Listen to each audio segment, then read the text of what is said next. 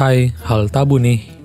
Lain tempat, lain budaya dan aturan kebiasaan suatu tempat atau negara.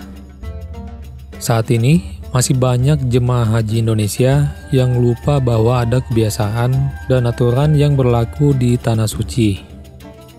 Menurut kutipan yang kami kutip, yaitu kemenak.go.id, yang linknya di deskripsi, bahwa pernah terjadi pada jemaah yang hampir ditangkap oleh polisi Arab Saudi karena merokok di kawasan Masjid Nabawi, masjid yang didirikan oleh Nabi Muhammad Sallallahu Alaihi Wasallam.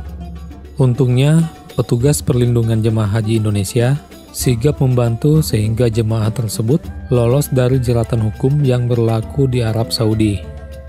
Dikutip pula bahwa menurut Kepala Seksi Perlindungan Jemaah Daerah Kerja Madinah, yaitu Kolonel Laut Harun Al-Rashid, jemaah yang tertangkap dapat dikenakan hukuman denda hingga setara dengan 18 juta rupiah. Oleh karena itu, Harun mengimbau agar jemaah tidak lupa bahwa mereka berada di Tanah Suci Arab Saudi dan harus mematuhi sejumlah larangan yang tidak boleh dilanggar.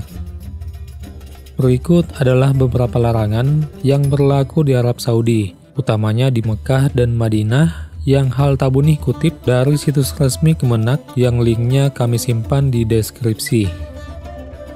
Yang pertama, berkerumun lebih dari 5 orang.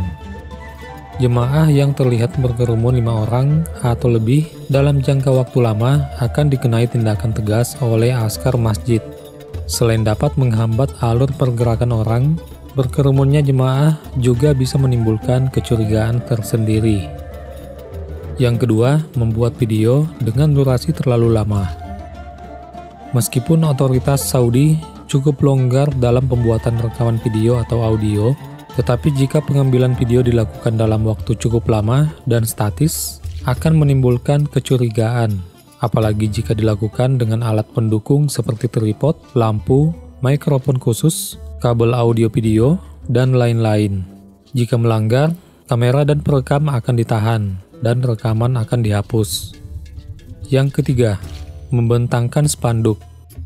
Jemaah tidak diperbolehkan membentangkan spanduk, barang, atau bendera yang menunjukkan identitas personal atau kelompok tertentu di dalam maupun di luar kompleks masjid. Otoritas Saudi melarang keras pengibaran penanda-penanda tersebut, bahkan bendera merah putih pun dilarang. Yang keempat, mengambil barang temuan. Jemaah tidak diperbolehkan mengambil barang yang tergeletak di masjid dan sekitarnya.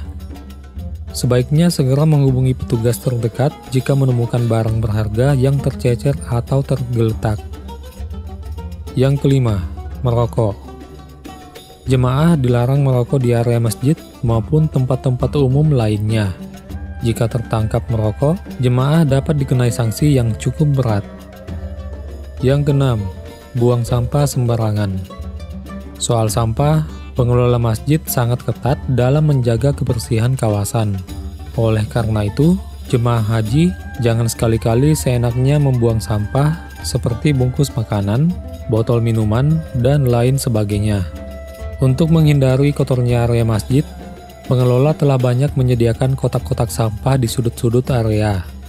Tidak hanya itu, bahkan petugas khusus di area masjid melakukan patroli keliling dengan membawa plastik besar sebagai tempat pembuangan sampah jamaah.